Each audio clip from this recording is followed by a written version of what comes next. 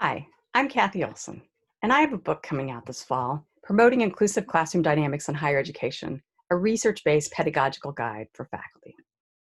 I want to tell you a little bit about my book, but primarily I want to focus on a teaching tip that seems relevant right now, given our challenging times. We're in the midst of the COVID-19 pandemic. We're in the midst of difficult nationwide conversations about systemic racism and how to be anti-racist educators. We are feeling exhausted, given all that's been happening this spring and all that we know that we need to do to gear up for the fall. We may feel fearful, uncertain. Today, I want to focus on one thing you can do, preparing to have difficult and challenging conversations in the classroom by creating class norms.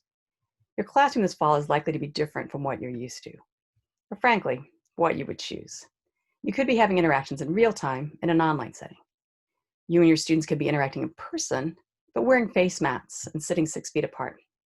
I could go on about the myriad of possibilities of your teaching. Importantly, these class interactions are likely new to you, raising uncertainty about how your class discussions will go. This format may cause additional anxiety and confusion. So what are effective ways to establish a shared understanding between yourself and the students in your course? How do you create classroom norms, guidelines? In my book, I note that many approaches for promoting conversations about sensitive topics with diverse groups stress setting guidelines or ground rules before having the discussion. These include rules such as showing respect for others, staying engaged, experiencing discomfort. In general, I recommend creating shared guidelines for your classes. You could come up with a set of guidelines that you think are essential, bring those in. So here the guidelines are: engage with multiple perspectives, be active listeners to others. Alternative, you could develop your ground rules in collaboration with the students in your class to give them a shared sense of responsibility in those rules. Because ground rules might reinforce cultural norms of dominant groups, I first ask students when I do this to write them down anonymously. I hope they'll feel freer to suggest the ideas that are outside established ones. I then bring together all the suggestions and we as a class discuss them to figure out what our class guidelines will be. However you decide to do it, you bring in guidelines that you think are really essential and important, or you together generate them with your students in your class. But I think it's really important to do this. So let's imagine that I have some class guidelines about showing respect for others, not interrupting, and being active listeners.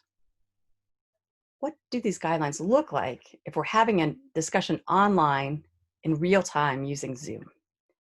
Is it using the raise hand feature in Zoom so that you don't interrupt another person? Or having students physically raise their hand so that people can see that maybe they're missing the raise hand icon? Perhaps you have a student who assists you in monitoring to make sure that students are being heard and seen in that context. You could have them be a co-host for the online session. Does not listening, not turning on your video suggest that you're not listening or not engaging, maybe being disrespectful? Or does not having your video on suggest that your internet's not working very well? Talking about these things to ensure that people feel heard and listened to and respected. What does it look like if you're in an in-person, socially distanced classroom? You're wearing masks. Some of the facial cues might be obscured. How do you know that someone's listening, that they're respecting you? Maybe there's alternative ways. You could have them give hand motions, such as a thumbs up or nodding their head to convey that they're listening to what you're saying. Again, as I suggested earlier, you may have a student who assists you in kind of monitoring what's going on. This could vary across students in the class so they all have a chance to make sure they're helping others engage with the material. In this novel situation, it's important to come in and set the norms so that you can have the discussion that you want to have in this context. By talking about these norms early on and thinking about concrete ways that you could create them online or in person in a socially distanced classroom will be helpful in creating the kinds of classroom discussions that you want to have. I wish you the very best of luck in your teaching this fall.